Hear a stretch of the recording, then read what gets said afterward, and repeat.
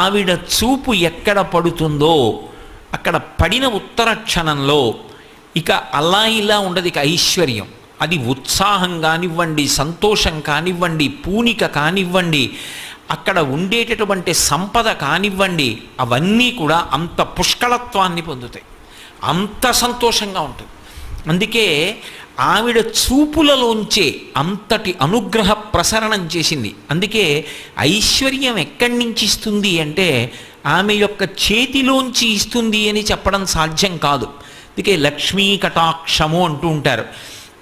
ఆవిడ చూపు పడితే చాలు, ఒక్కసారి అలా ప్రసన్నంగా చూసిందా, ఇక అక్కడ ఎంత ఐశ్వర్యం ఏర్పడుతుంది అనేటటువంటి దాని గురించి చెప్పడం ఎవరికీ సాధ్యం కాదు. అయితే మీరు ఒక్క విషయం జ్ఞాపకం పెట్టుకోవాలి, నేను ఐశ్వర్యము ఐశ్వర్యము ఐశ్వర్యము అన్న మాట వాడుతున్నప్పుడు కేవలము నేను సంపద గురించి మాట్లాడుతున్నాను అని మీరు